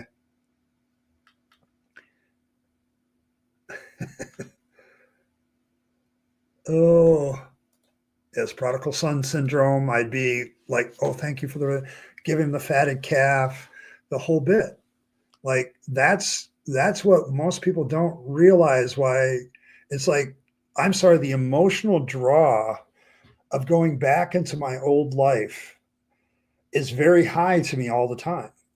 It would solve a lot of the problems I have with the relationships with some members of my family. There's only so far that they are willing to come to me now because I'm a non-believer. Um, a lot of the relationships I have with friends and people that I knew in my church would heal themselves. Like there's such an emotional draw to going back into that, but why don't I? And it's because once you've seen the dude manipulating the levers behind the curtain, you can't see the great and powerful Oz anymore. You just can't. Okay. And so when I hear people say, I used to be atheist and now I'm a Christian, I'm like, I don't think you really were an atheist. I would have to block all of you. Oh, that would make me sad. Yeah, the probably guy's daughter. And this chat would actually need to change their attitude at all. We'd all get blocked for it. Yes. I could kiss Walmart goodbye. Like I wouldn't have to work for the man anymore. I could start my own church, have this YouTube channel, and I'd get all the financial funding I would need. I could label it all under a nonprofit too. And then all I'd have to pay taxes on is my salary. Like there are so many emotional draws to going back into theism and being a Christian again. Like it's emotional reasons that kept me there. Like, and now, I watched this thing, to a deeper issue with Paul Agea's video about purpose. Yes, since leaving the faith, I've wrestled with that question of purpose. Okay. Yeah, I know that's the sad part. And I could dream it, but I've struggled with purpose since leaving the faith. Absolutely. But you know what I've discovered? I think everybody, regardless of faith, struggles with purpose. They point to all these statistics about how young people are struggling with purpose. Well, yes, young people struggle with purpose. They've done that since the beginning of time. Okay. I mean, it's like it's a common psychological phenomenon. I know. Here's my emotional reason. One of my emotional reasons for staying, Earl. The relationships I have developed with my fellow non-believers are crucial to me now. To you, Earl, especially. You took a chance on this Rabyd Atheist thing, and all of a sudden, here we are with a cult. So, my emotional reason, Fangs is such a cute deity to serve. I'm drawn to cuteness. So there we go. So over time, I've developed the emotional reasons to stay away from Christianity. Like it wasn't good for me. I'm sorry, Christianity just wasn't good for me. It hurt me far more than it helped me. So yes, there you go. But yes. Yes, because I would have to delete this video of saying that I could. You're right. But I would have to delete this one because I would want to leave no evidence that I ever thought about this to go back into shill again. Like, because people could critique me, oh, you just went back into it to make money. And that would be really true. See, I'm kind of doing this video and I'm going to leave it up. I may even cut this part out. I don't know. I'm working on learning how to edit stuff out of these streams and maybe make videos out of them. I'm going to do that. And this might be a good one to do that for, because I want to let you know I'm not going back. Okay. Because if I went back, it would be for all the wrong reasons. There would be no assessment of truth. It would be purely emotionally based reasons to go back to Christianity. And I can't do it. I can't unsee what I've seen. Okay. I can't do it. And so there's that. So, yeah, I don't think it needs to be that complicated. That's like, but why does all of these young people suddenly feel a greater increase in not having their purpose? I'm like, it's the product of being 15 to 25. Yes, but yes, Earl. Yes. Yeah. But yes, we've created a bunny and I love him and I can't give him up. It's the cult. Oh, but yes. I know. I'm trying to learn how to do it better myself, Earl, because there's moments like time is a factor. Like I see something, I'm like, oh, I need to do that now. And I don't have time to farm it out, So it's like, I want to get better at that. That's making videos should be my craft, and I need to get better at the craft. So you have your art and you pour yourself into it and keep practicing it. And I need to practice video editing and I keep needing to work at it. That's my thing. So yes. Rimmer, I'm just telling you, to me, it just baffles me that people think that that's a concern, that somehow young people are looking for their purpose, like they've been doing for literally millions of years. Like you reach a certain age in your development, and you're looking for what your purpose is. So there's that. Yeah, I've tasted the forbidden fruit. Not as much forbidden fruit as I want to, but there we go. Yes, and that was a sexually referenced joke. So there we go. No. Do it. But yes, oops. I think I got rid of the wrong thing. So there we go. But yeah, hey, it's Simos. Yeah, I'm just trying to learn to do it. And I think the only way I'm going to learn to do it is learn to do it, like doing it. Yeah, I know a lot of people have offered, but it's a skill I want to learn myself. And that way I can get what I want specifically. So, and it's something that I need to get back to. I was doing it and doing very simple at it, but I think I can do a lot better. And so I'm doing whatever I can with it. So I think I use Filmora. Yeah, that's right. I use Filmora. I haven't used it in a while, but yes, they have a pretty good system that's kind of intuitive for me. So you'd have to rework the song into a spiritual warfare album. You could do that now. I mean, we can make Fangs into a warrior god too. I mean, like I'm kind of doing that with the book. Like part of the theme is how Fangs, in dealing with Yahweh, has to learn bunny fu. Like he has to create and develop bunny fu to defend, so the bunnies can defend themselves against Yahweh's followers. So, yes, onwards, Fangstian soldiers. There we go.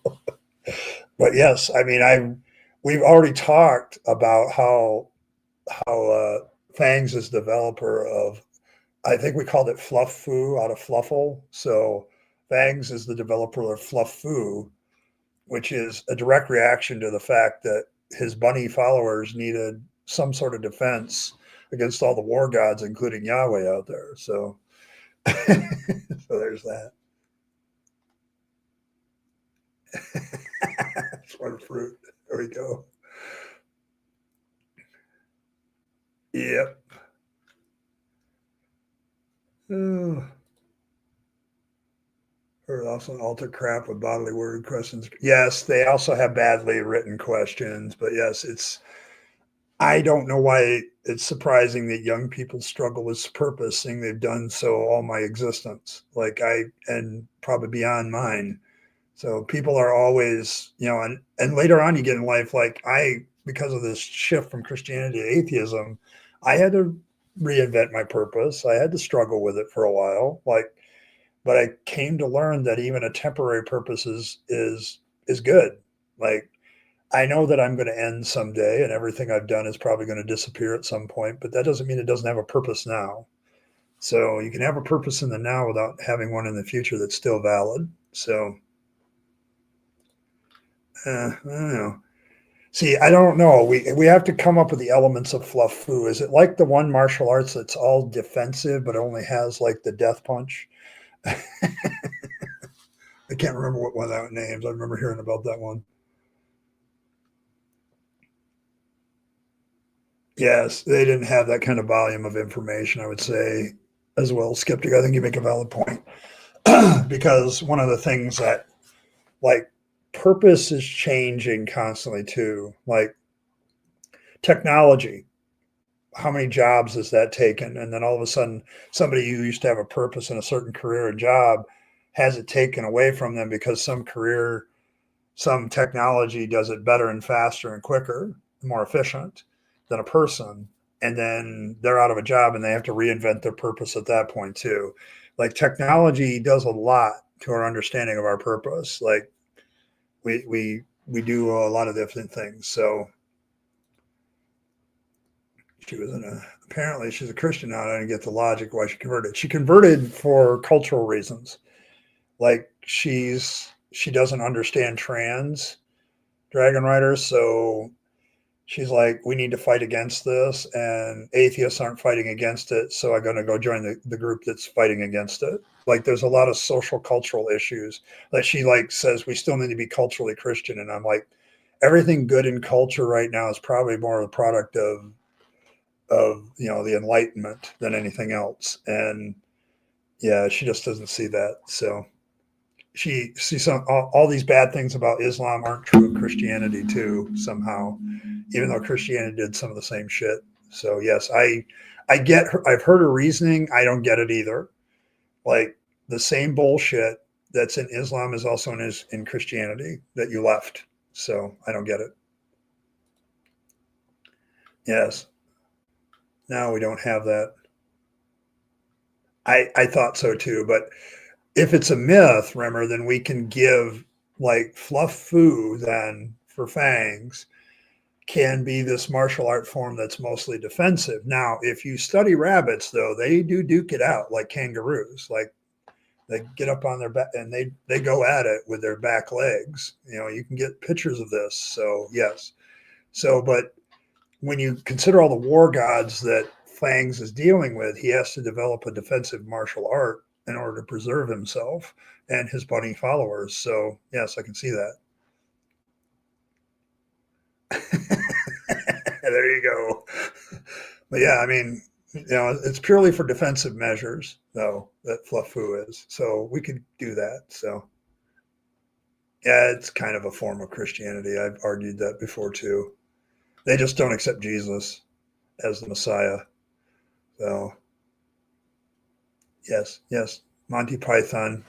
We've kind of based some of Fangs is based on the rabbit there in the Holy Grail. So the teeth and the red eyes, but Fangs is much more laid back. Picture that rabbit after smoking a lot of dope, and you get Fangs. There you go. Oh my goodness. Oh, fluff woo, yes, fluff woo. Oh, oh man. Uh,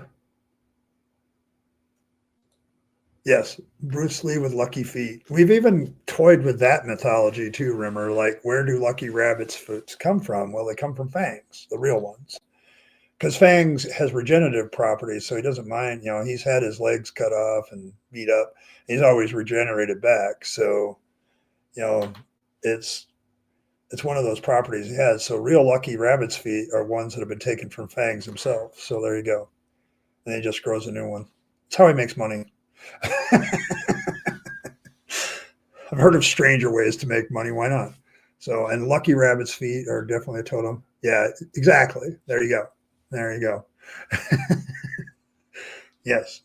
So then you just, this is how you keep the money machine going by proceeds from every lucky rabbit's foot that are sold go back to the fluff of fangs, the fluffle of fangs. So just so you know that.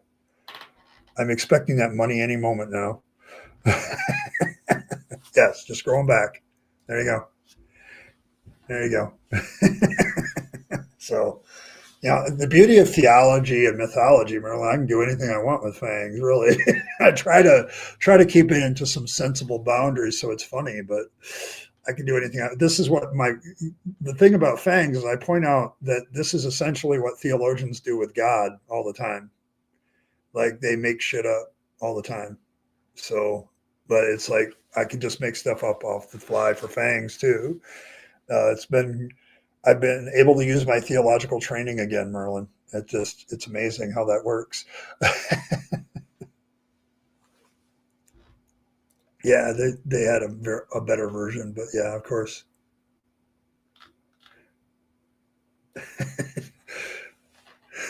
Yes, Lucky Fangs feet. There we go. I'm just saying. See, I got that. What else have we come up with for fangs? The carrot thing. Like, eventually, the only way to know that your carrot is truly a holy carrot is you're going to have to buy it from the fluffle of fangs directly, like because other people are corrupting their carrots, and it's not true carrots. So I'm going to start a carrot garden next year, and I will do the circumcision for you and send it to you in the mail if you want a true, honest to God, holy carrot. Uh, yeah, the sexual magic underwear is on the way too. Like my whole byline for the underwear is this is evidence it's more sexy than the Mormon one, which isn't hard to do.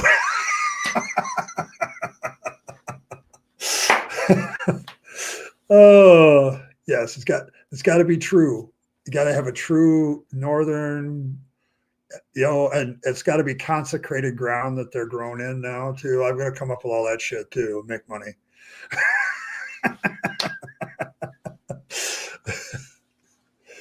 Oh, but yes, I've already thought of all this. Yes, if you want some hard results, as Evan said.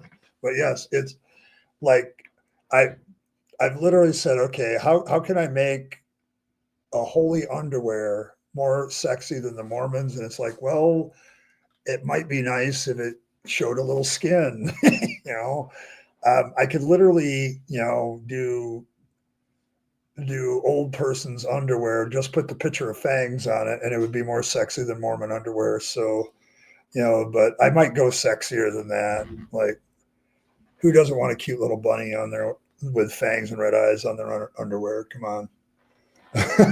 All I have to do is the way I made it more sexier is put fangs on it. So, and it might be. Yeah. Yeah, it's got to have a fluffy tail. Yep, we got to put the fluffy tail on the underwear too. So there you go. A little fluffy tail, a picture of fangs, and any underwear looks more sexy than Mormon underwear. There you go. So yeah, that's a great Merc idea too.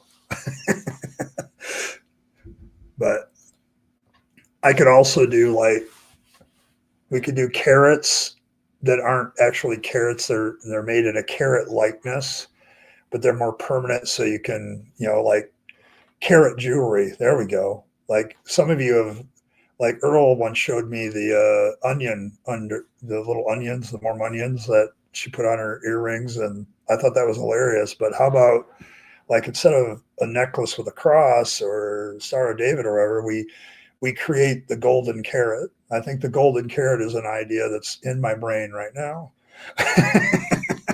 So, and we will have the official golden carrots of the Fluffla Fangs blessed by the high holiness and Fangs himself.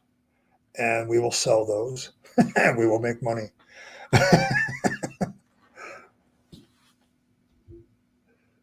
Oh, it's probably an accent issue. Yes, I know. Merc. It's probably a Midwestern thing. So Michiganders also have some of their own words. Like we have some words that other people like. What the hell's that word? So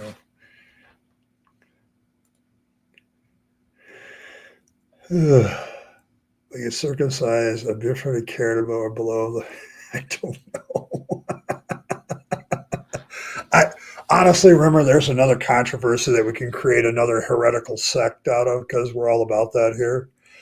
Like I don't try to stop people from engaging in heresy or religious schisms at all because it just makes it more hilarious. It's all about fun and entertainment to me and making money. Just fluffy. There you go. There you go. You need a fluffy little rabbit tail out of that with Fangs' picture on it. I haven't decided where to put Fangs' picture on the underwear. There's a lot of interesting places too. So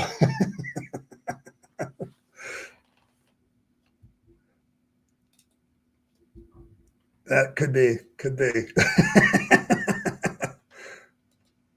Never say pop to Rashida soda unless it is soda pop. Yes, but Michigan people just call it pop, like the whole state.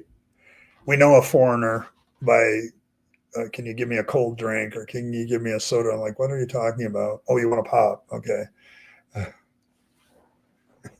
All but smell fluffy. There you go.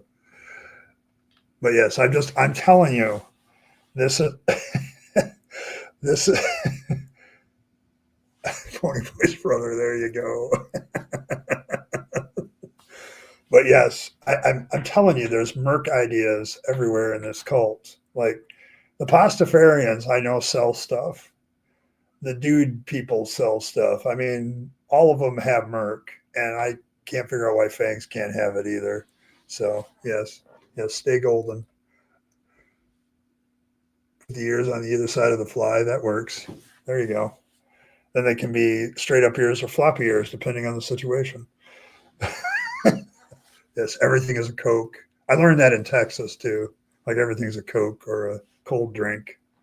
So, but yes, up here it's in Michigan. It's pop. It's been pop all my life too. Like, yes, ears for the fly. There we go. Oh my goodness. But yes, the Merc ideas are flowing. Trust me. They're very much flowing, but I'm toying with the golden carrot. Get your golden carrot blessed by Fangs and the head of the fluffle of Fangs so that you can know that by wearing this carrot, Fangs will not engage in any tomfoolery with you unless it's funny. Yes, Pepsi was born in North Carolina. That is true. Yeah. My kids are evil with Pepsi. They have a lot of jokes about it. Yeah. I get it. I hate it. Yeah, but some of my kids like it and some of them don't. I've never liked it. So I'm with you there, Earl. It's just the aftertaste just gets me every time. Yeah.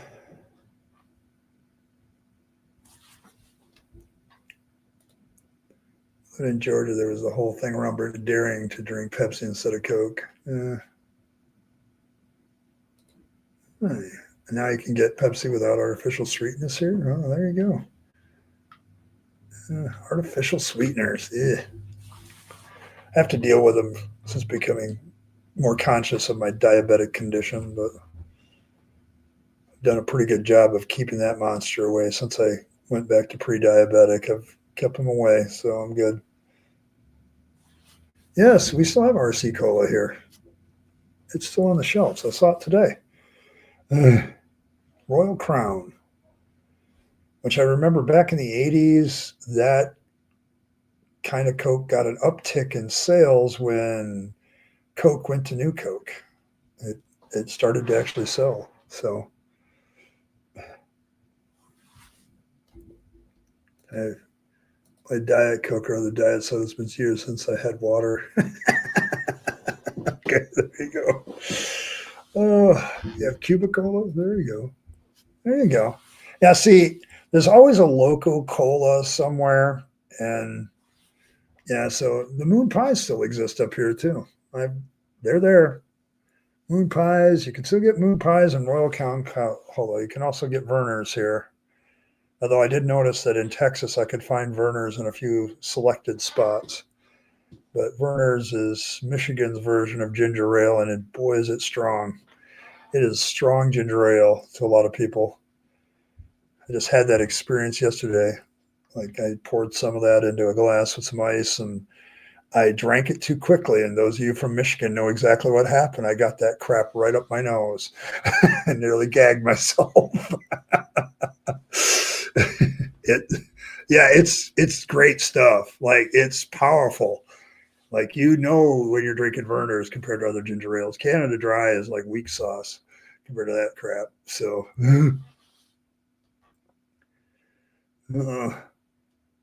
oh, you have Doritos? There you go. Oh, Cuba Cola was designed to taste if it had rum in it. Oh, there's a thought. But yes.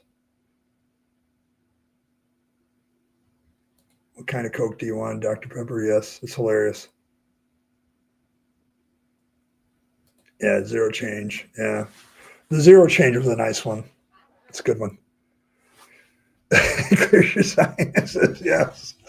People think I'm kidding with that when they come here. I'm like, be careful with that Verner stuff. He says, well, I've never had it before. I said, oh, let it breathe a little bit before you drink it out of a glass. Okay, because it will kick your sinuses ass. But yeah, like I was in a hurry and got some up my nose, and I spent about 10 seconds sneezing and clearing out my sinuses from that stuff. It is strong ginger ale. Like if you have an adult beverage you like with ginger ale, this will definitely up the game. So, because I like my ginger flavor to be a weed of the weaker one's strength. There you go. Yeah, they're definitely different beasts.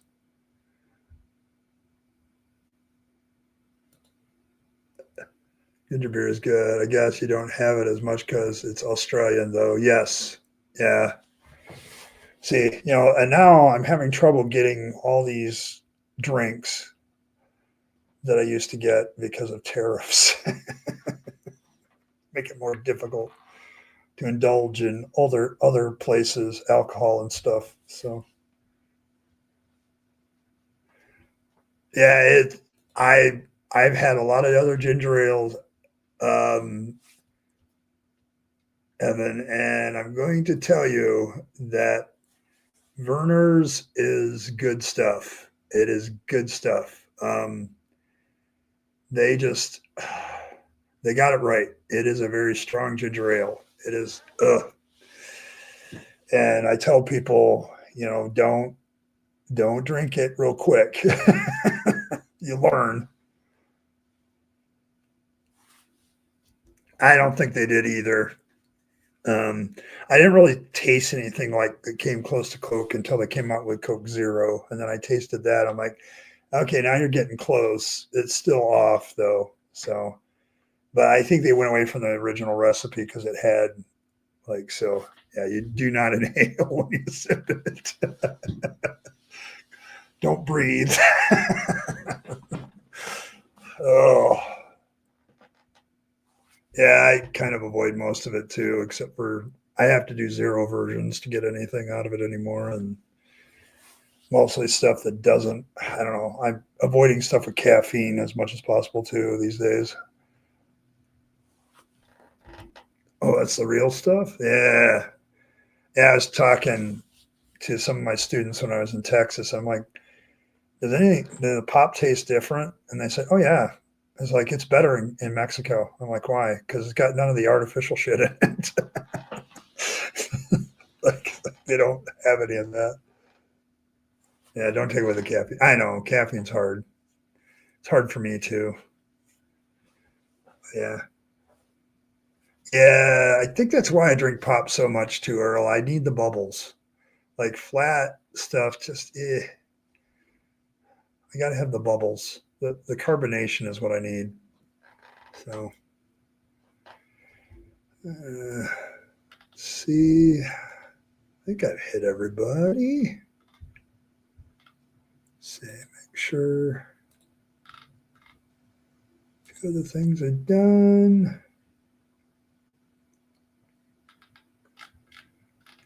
Yeah, I don't know. Okay, I think I can taste the difference. I can taste the difference between when it's sugar cane and corn syrup.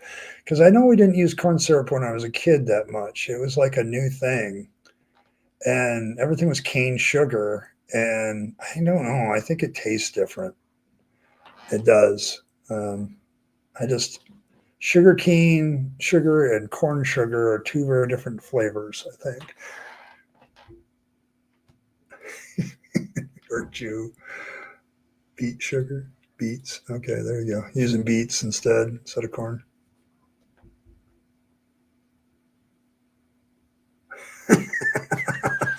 My daughter does that too. Like the joke about a lot of those seltzers is, how little of amount of a flavor of a fruit or whatever you can add to them to say it's flavored.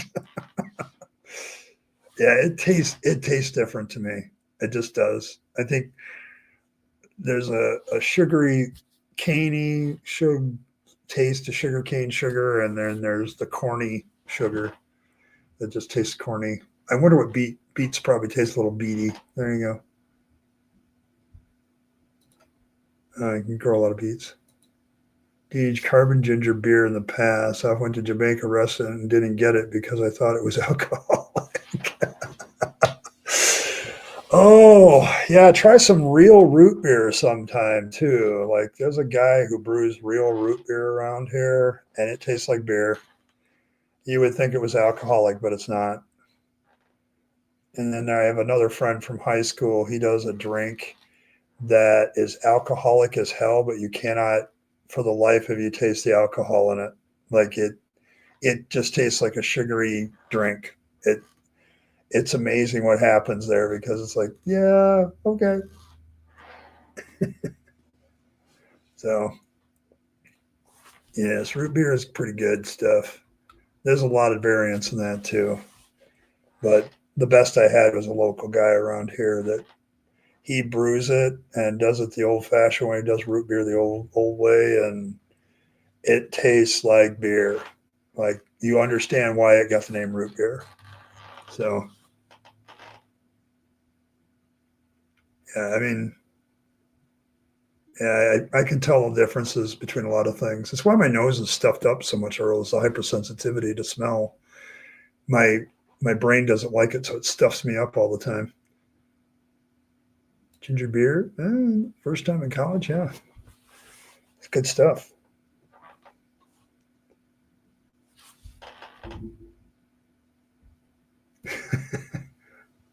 There you go. There you go. You got to find the right obsession sometimes. Yeah.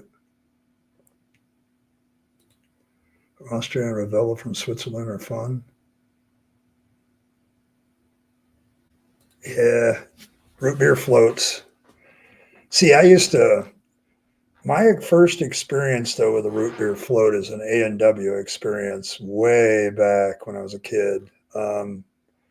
My parents went there and frosted mug, summer day, root beer, vanilla, like real cream, vanilla ice cream on top. Yeah, everything is just fails like, next to that, next to the set. So yes, basically cream soda. Yes. Thanks, Kevin. Appreciate you.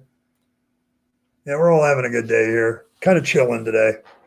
I'm going to be off here in about 5 minutes because I can only take so much of myself. So there you go. But thanks very much. Appreciate it. That's it should be too, but I think the goal passed the 2 hour mark. So There you go. Didn't quite make it, but that's fine. People are paying for the stream, and that's good for me. So thank you.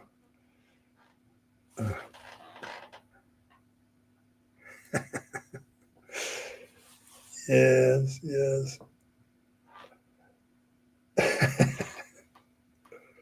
Oh my goodness. Yes, you got to have a spoon with that stuff. Yep.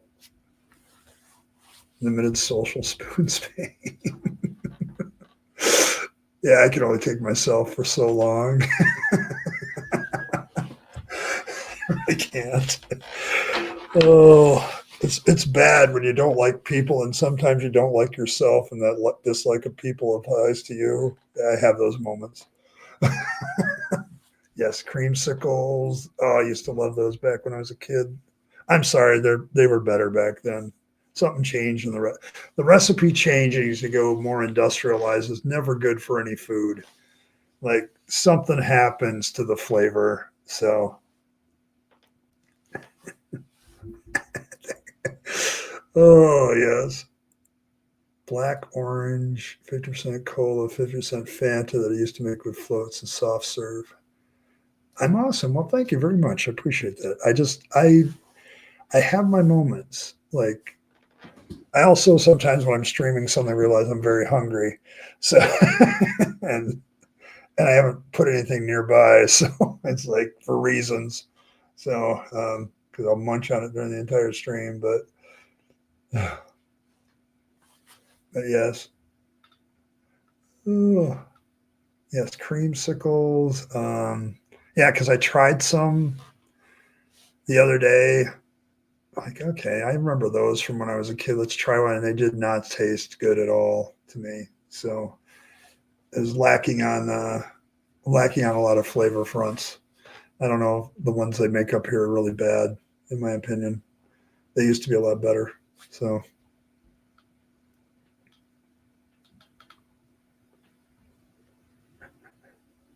way before your time.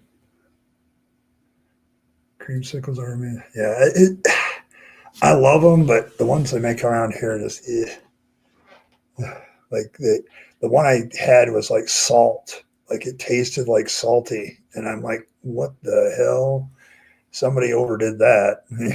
so, so I don't know. I'm gonna have to find a brand that is consistent.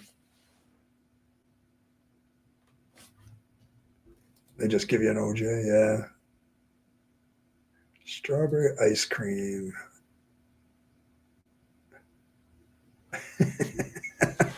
You forget to eat a lot. You do that too. Okay. I'm glad I'm not alone. I'll be sitting at my computer working on something and look up at the clock and it's 7 hours later. So drinkable creamsicle. Floats were never a thing here, but there is iced coffee or chocolate, coffee, hot chocolate, scoops of ice cream and whipped cream. Really? Coffee with ice cream. Interesting. Hmm. Now you have me curious because I've done iced coffee. I like iced coffee, but coffee with ice cream. Because I've done the whipped cream thing too with coffee too. Never thought about ice cream. That's gonna have to make me. So there you go. Coke floats, cherry Coke, they're good. Yep, I've had those. Rose hip shoot with ice cream. It actually sounds pretty good, doesn't it, Evan? I like caffeinated ice cream floats. Huh. I have to try that. Oh,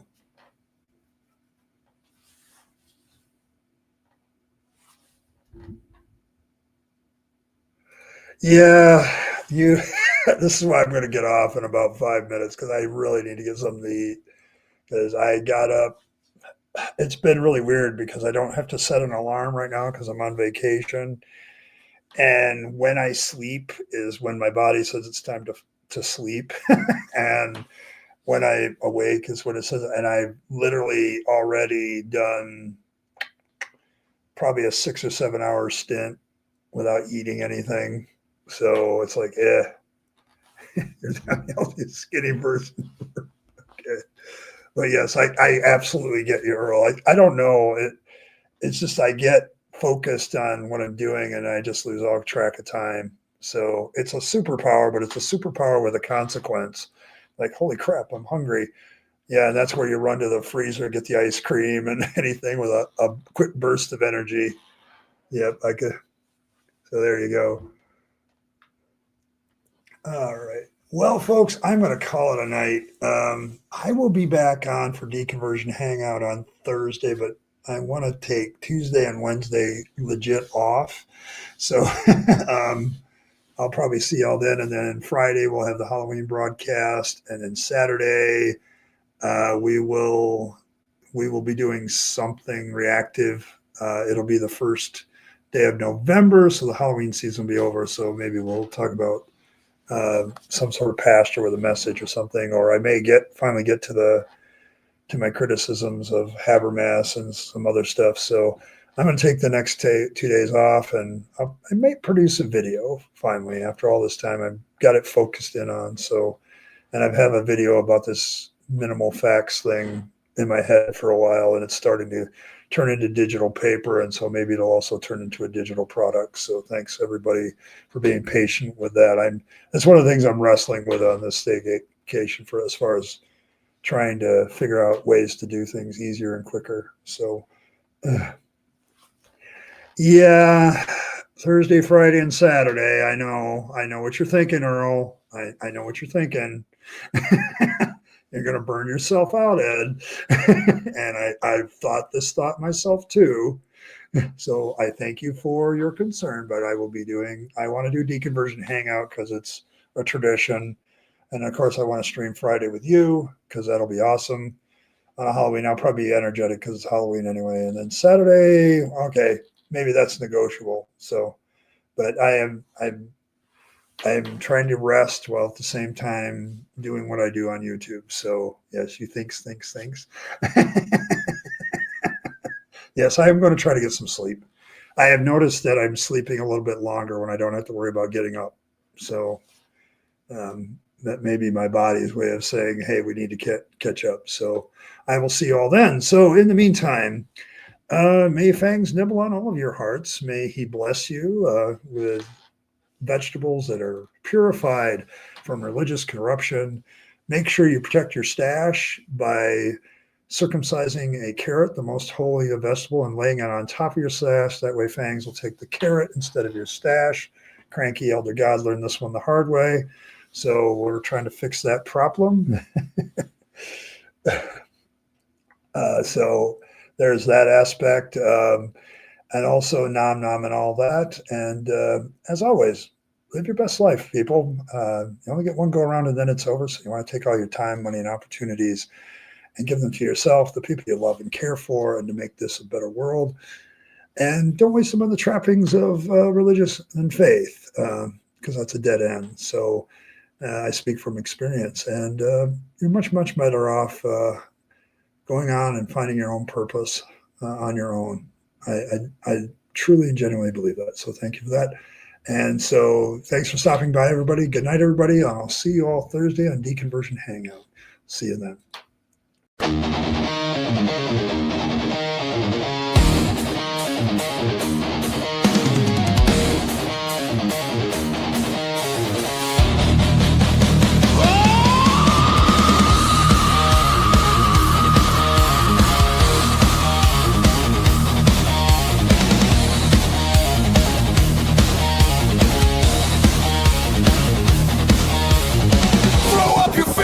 It's time to take a